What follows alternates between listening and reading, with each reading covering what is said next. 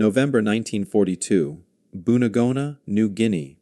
The jungle was killing them faster than the Japanese soldiers were. American soldiers sat in thick mud that pulled at their boots like it was trying to swallow them. Rain pounded down through the thick leaves and branches above. Mosquitoes flew in such thick clouds that soldiers breathed them into their mouths with every breath. But the rain and the bugs were not the worst part. The worst part was the machine gun bullets tearing through the trees every time someone tried to move forward. This is the story you click to watch. This is about how Australian soldiers broke every rule in the Army Handbook, fought without waiting for permission, and amazed their American friends by winning battles that seemed impossible to win. For 3 weeks, 14,000 soldiers from America and Australia had been trying to break through Japanese defenses. They were fighting against 500 Japanese soldiers who had dug hiding places so deep into the ground that bombs could not hurt them. The Japanese had built these strong forts from coconut tree logs and tightly packed dirt. They had placed machine guns so they could shoot at anyone coming from any direction. Every path forward was a trap that meant death. The Americans were dying in terrible numbers. When they attacked the way their training books told them to attack, 7 out of every 10 men got shot. That meant if you went forward with your group of 10 friends, only 3 of you would come back. The math was simple and awful. The American commanders followed the rules exactly as their military school had taught them. Wait for orders from the main office. Keep your groups close together. Make every attack work together with big guns and airplane support. Move together as one organized team. Attack on schedule, not before, not after. These rules had won wars in Europe. These rules made sense on paper.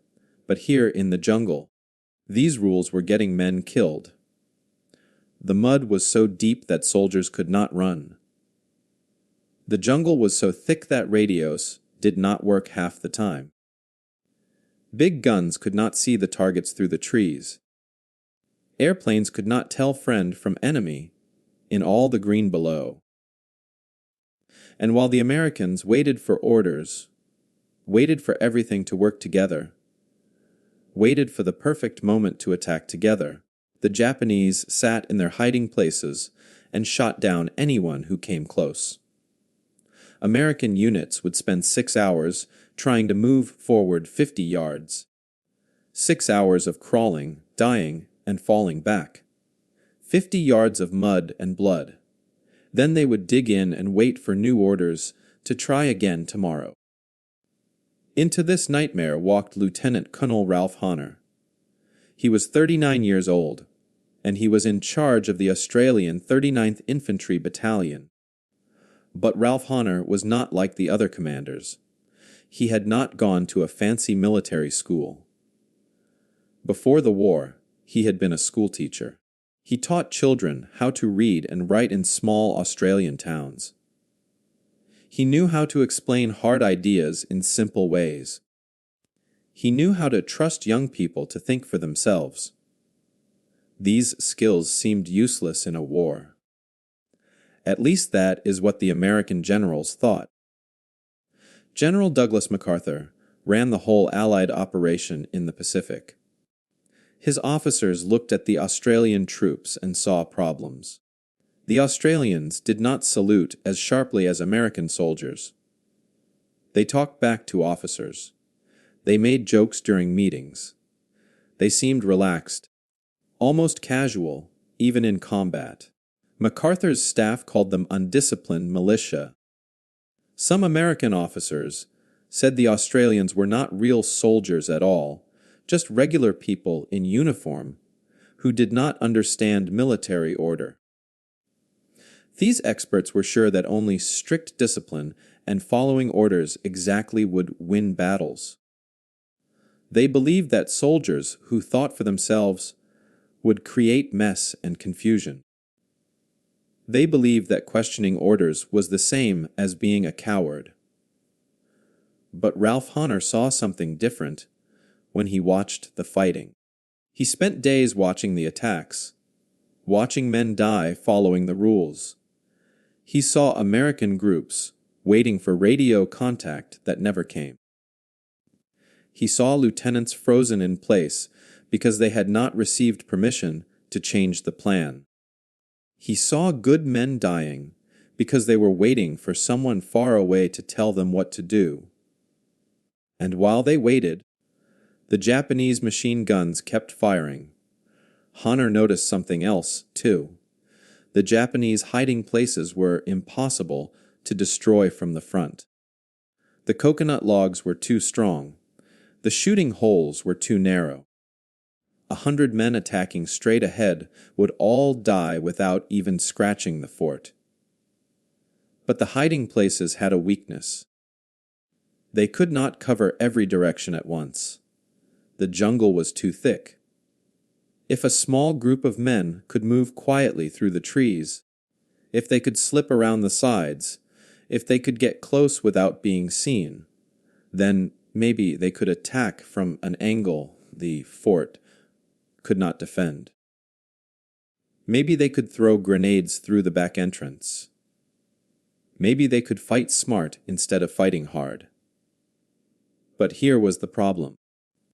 Moving small groups through the jungle without radio contact meant those groups would be on their own. They could not wait for orders. They could not ask permission before making decisions. They would have to see the situation, think fast, and act right away. Every soldier would have to be trusted to make choices that could mean life or death. Every sergeant would need to lead like an officer. Every private would need to think like a sergeant. This went against everything the military taught about giving commands and keeping control. This was exactly the kind of independence that MacArthur's staff said would create disaster. Ralph Honor sat in his muddy command post and watched the rain drip through the torn canvas above him. He listened to the distant sound of machine gun fire. He thought about his students back in Australia, how he had taught them to solve problems by thinking, not by memorizing answers. He thought about trust, and slowly an idea formed. What if the problem was not that his men were undisciplined? What if the problem was that everyone else was too disciplined? What if the rules that worked in other wars were the wrong rules for this jungle? What if winning meant teaching soldiers when not to follow orders? Honor called his officers together in the middle of the night. 10 men squeezed into a tent that leaked rain from 3 different holes. The air smelled like wet canvas and cigarette smoke. Honor spread a mud-stained map across an ammunition box and pointed to the Japanese positions marked in red. He explained his plan, and it was simple enough that even the youngest private could understand it. They would break the battalion into small groups. Each group would have 10 men. These groups were called sections. Each section would get a target, not a list of orders. The section leader would decide how to reach that target. No waiting for permission. No radio calls asking what to do next. See the problem. Think fast, solve it yourself. The officers stared at him. One lieutenant asked the obvious question. What if the sections got lost? What if they attacked at the wrong time? What if they hit each other by mistake? Honor smiled. He said that smart men would figure it out. He said that sergeants who had survived 3 months in this jungle knew more about fighting than any general sitting in a clean office 10 miles away. He said that speed mattered more than being perfect. A good decision made right now was better than a perfect decision made too late. The technical details were specific. Each section of 10 men would carry basic Lee, Enfield rifles, 4 grenades per man, and 60 bullets of ammunition. That was not much. American units often had 3 times that much ammunition, plus machine gun support. But Honor said less weight meant faster movement. Each section leader would carry a compass and a watch. They would be given a target location and a time. How they got there was up to them. They could go around. They could wait. They could attack from the side or the back.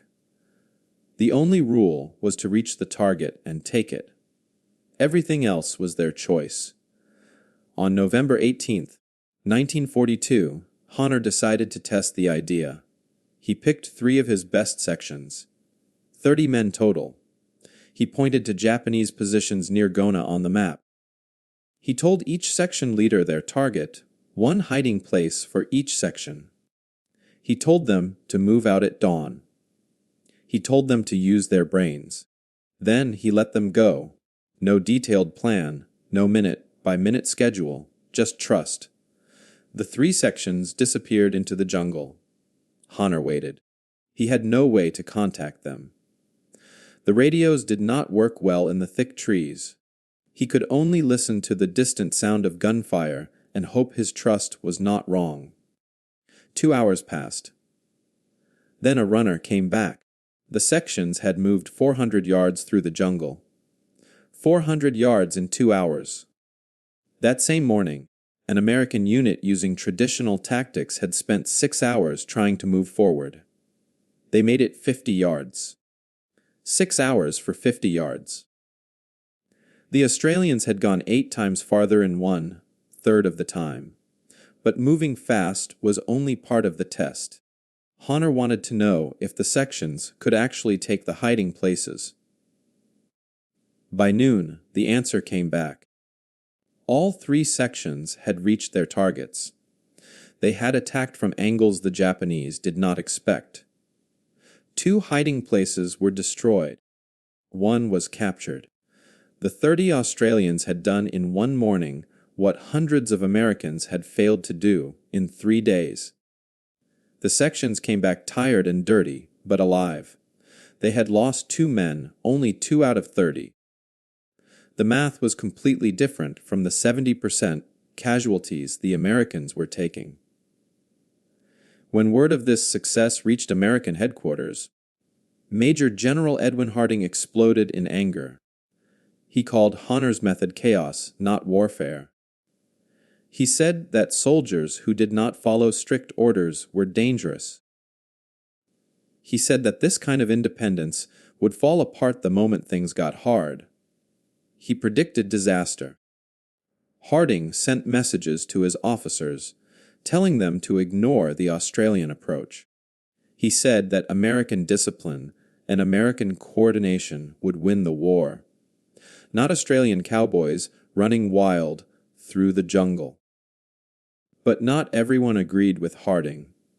Australian General Thomas Blamey heard about the test and came to see Honor himself. Blamey was a tough old soldier who had fought in World War I. He had seen men die following stupid orders.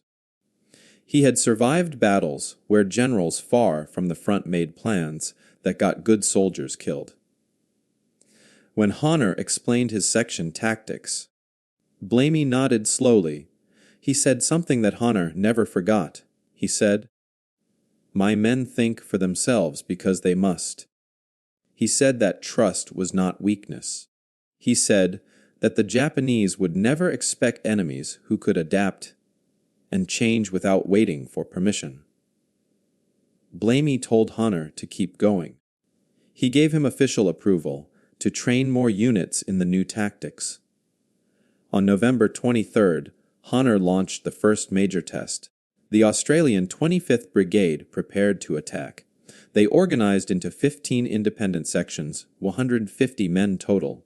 Each section got a target. Each section leader got a compass, a watch, and a handshake. No massive artillery barrage to announce the attack. No coordinated radio schedule. Just 15 groups of thinking soldiers moving through the jungle at their own pace, hitting targets when they saw the opportunity. The attack started at dawn. By 10:00 in the morning, chaos erupted across the Japanese lines. The Japanese defenders could not understand what was happening. They were trained to watch for big coordinated attacks. They expected to see large groups of enemies moving together. Instead, they faced small groups coming from everywhere at once. A section would hit from the left. Before the Japanese could respond, another section would attack from the right. A third section would appear behind them. The Japanese could not predict where the next attack would come from, because the Australians themselves did not know until they saw the opportunity. By noon, 4 hours after the attack started, the Australians had captured 3 major Japanese strongpoints, 3 positions that had held back American attacks for days. The cost was real but manageable. 40 men wounded, 8 killed. Terrible numbers, but nothing like the hundreds who died in traditional attacks. And while the Australians celebrated their success, American units 2 miles away were still trying to coordinate their own attack. They were still waiting for big gun support. They were still checking radio schedules. 2 days later, those American units were still stuck in the same positions, still waiting for orders, still dying in the same mud. Honor had proven his point. You could win with 60 bullets per man, if those men could think. You could win without big guns, if your soldiers could adapt. You could win by trusting smart people to make smart choices. The question was whether anyone else would listen. The numbers told a story that was hard to ignore. Before the Australians started using their section tactics, the Allied forces had spent 3 brutal weeks trying to break through the Japanese lines. 3 weeks of attacks, 3 weeks of men screaming and dying in the mud. In those 21 days, they had gained only 400 yards of ground. 400 yards. That is less than the length of 4 football fields. And the cost for those 400 yards was 800 Allied soldiers killed or wounded. 2,800 men. Some units lost almost everyone. Fathers, sons, brothers, all gone for a few yards of muddy jungle. Then, the Australians changed how they fought. They stopped waiting for orders and started thinking for themselves. The results were amazing. In just 10 days, they achieved a complete breakthrough of the Japanese defenses. 10 days instead of 3 weeks, and the casualties dropped to 200 men. 1,200 was still terrible. Every single one of those men mattered. But it was less than half of what had been lost before. The math was simple. The Australian way saved lives. It saved time. It won battles. By December 1942, American commanders who had mocked the Australians were suddenly asking questions. They sent observers to watch the Australian sections in action. They took notes. They asked the Australian sergeants to explain their thinking. Within weeks, 5 American battalions started training in the Australian section tactics. 3,000 American troops learned the new way to fight. They learned to trust themselves.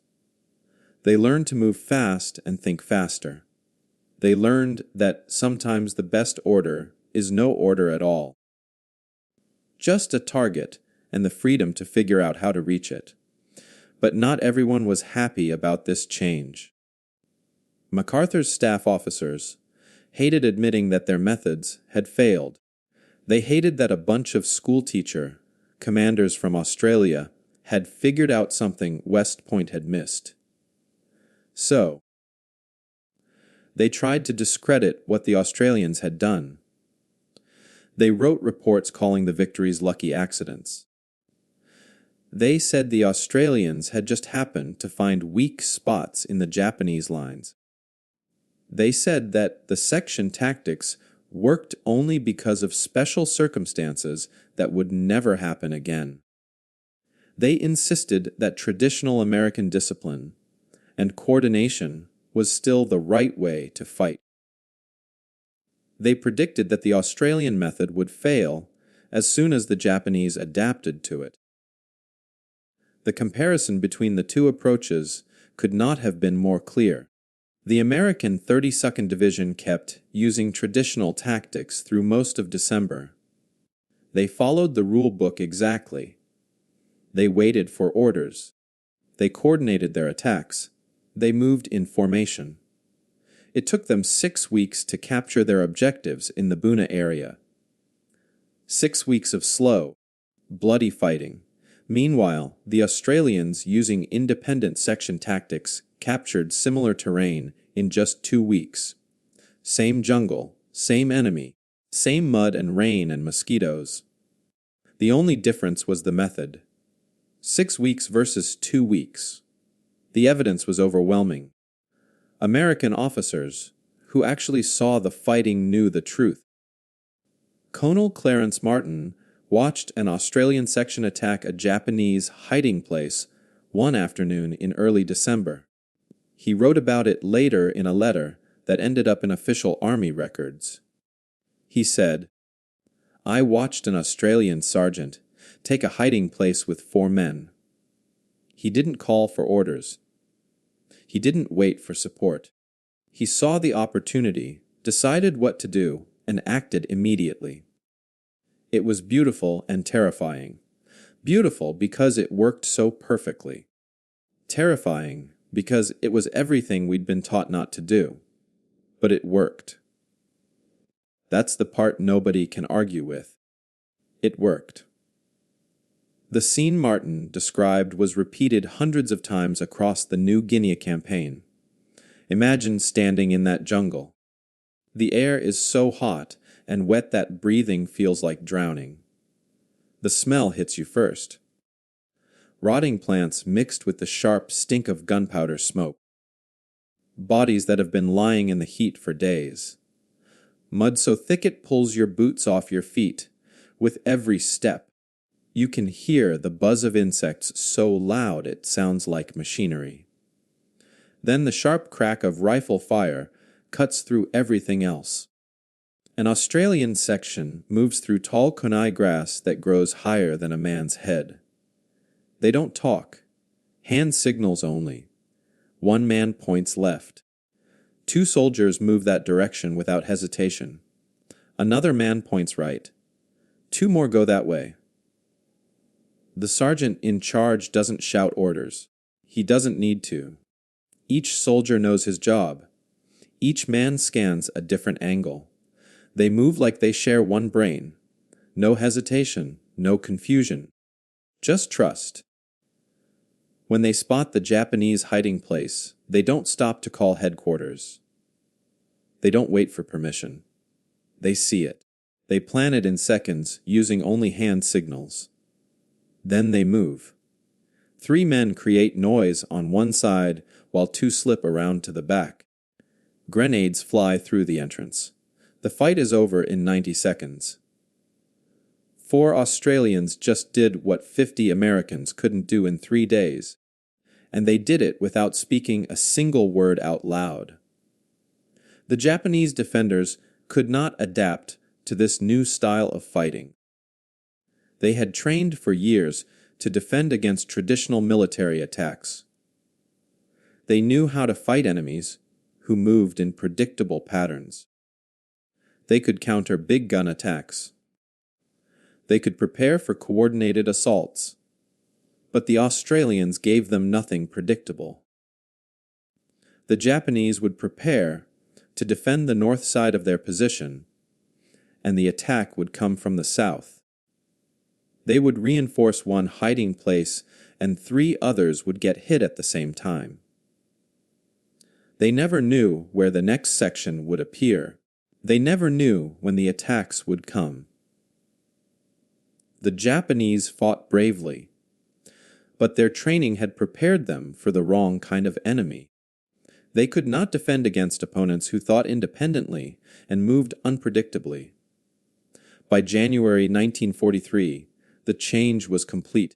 80% of all Allied infantry operations in New Guinea were using some form of the Australian decentralized command principles. 80%. That meant 4 out of every 5 attacks now trusted soldiers to think for themselves. American units that had lost the most men in the early fighting became the strongest supporters of the new tactics. They had learned the hard way that following rules blindly got you killed. They had watched Australians succeed by breaking those same rules. The evidence was written in blood and mud across every battlefield. Independence worked. Trust worked. Thinking worked better than just obeying. The transformation happened fast because the proof was undeniable. When young American lieutenants saw Australian sergeants winning battles with a handful of men, they wanted to learn how. When American privates watched Australians move through the jungle like ghosts, while American units announced themselves with radios and whistles, they understood something had to change. The old way was dying. The new way was winning. And in war, winning is the only argument that matters. The Australian section tactics did not disappear when World War II ended. Instead, they spread. They changed how armies around the world thought about command and control. After the war, military leaders studied what had happened in New Guinea. They read the reports. They interviewed the survivors. They asked a simple question. Why did giving soldiers less control actually make them more effective? The answer became the foundation for how modern soldiers are trained today. Through the 1950s and 60s, militaries started teaching different ideas about leadership. They still taught discipline. They still taught the importance of following orders. But they added something new. They taught commanders to give soldiers a mission and let them figure out how to complete it. Instead of telling a squad to move forward 50 yards, stop at the big tree, then wait for further instructions, officers learned to say, capture that hill by sunset, and then trust their soldiers to find the best way to do it. This style of command had a name, mission-type orders. Give the goal, not the steps. Trust the people doing the work to know the work better than anyone sitting far away. By the 1980s, the United States Army officially adopted mission-type orders as standard doctrine. It became part of every training manual. Every young officer learned that micromanaging soldiers was a weakness, not a strength. They learned that the best leaders ask what needs to happen, not how it needs to happen. And when Army historians traced back where this idea came from, they found the same story every time.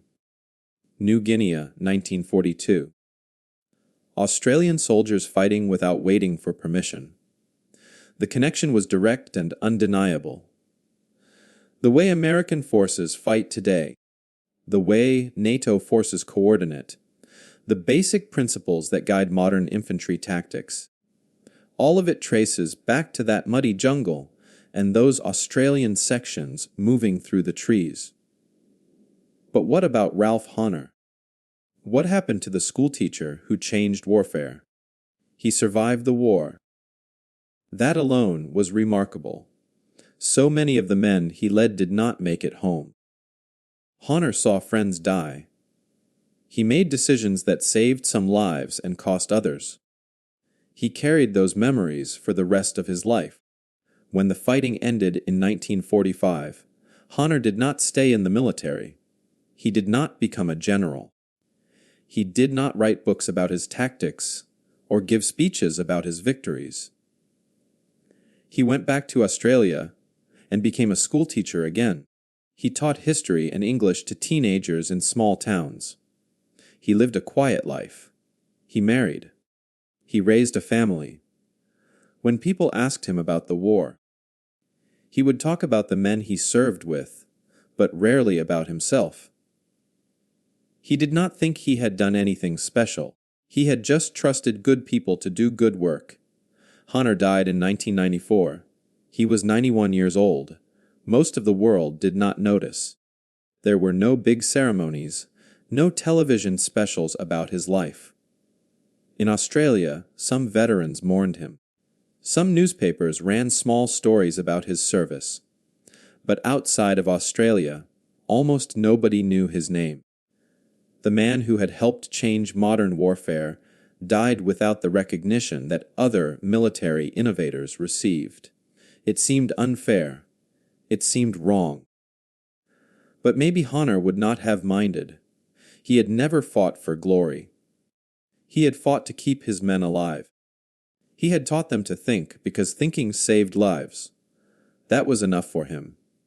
5 years after his death in 1999, the United States government finally recognized what Honor had done. They awarded him the Legion of Merit. It is one of the highest honors America gives to foreign soldiers.